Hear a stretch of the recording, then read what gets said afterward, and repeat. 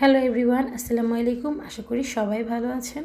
আমাদের বাসায় মেহমান আসবে, তো মেহমান আসার আগে অবশ্যই ঘরটা একটু গুছানো লাগবেই। তো এর জন্য আমি খুবই ব্যস্ত ছিলাম, আপনাদের সাথে কোনো ভিডিও শেয়ার করতে পারিনি। আমাদের বাসায় যখন মেহমান আসে তার আগে আমার নানু চলে আসে। তো নানু যখনই আসে আমার বাচ্চাদের জন্য কিছু না কিছু নিয়েই আসে।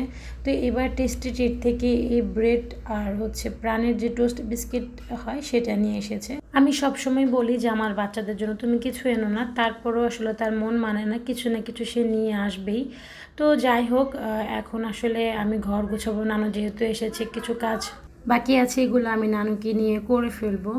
আর দেখা যায় যে ছেলের স্কুল খোলা থাকলে আসলে বেশি দূরে যেতে পারি না, মানে কোথাও যেতে পারি না বেড়াতে। আমাদের উত্তরের মধ্যে হয়তো ঘুরে বেড়াই। স্কুলটা বন্ধ যখন হয়, মানে ঈদের যখন স্কুল বন্ধ হয় তখনই আসলে কোথাও না কোথাও যাওয়া হয়। তো এবার তো কোথাও বের হয়নি, রোজার ঈদেও না, কোরবানির ঈদেও না। তাই মা ভাবছিল যে তার বাবার বাড়ির সবাইকে দাওয়াত করতে, আমাদের বাসায় এসে ঘুরে বেড়াতে।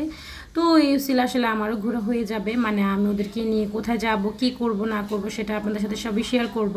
তো দুপুরবেলা, মানে পরের দিন দুপুরবেলা যখন মেহমান চলে এসেছিল, তো মেহমানদের জন্য মা রান্না করেছিল মুরগির তরকারি, পুঁই শাক তরকারি, আর পটল দিয়ে মাছ দিয়ে তরকারি, পটল ভাজা, আর কাঁঠালের বিচির সাথে শুটকি দিয়ে একটা ভাজি রান্না করেছিল, মাছ ভাজা আর ডাল।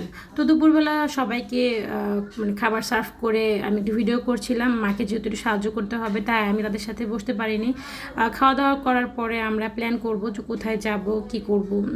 তো যাই হোক, সবাই এখন খাওয়া দাওয়া করছে। এরপরে আমরা আসলে বসে গিয়েছিলাম প্ল্যান করতে যে কোথায় যাব না যাবো। তো এই যে দেখেন সবাই একসাথে বসে গল্প করছে।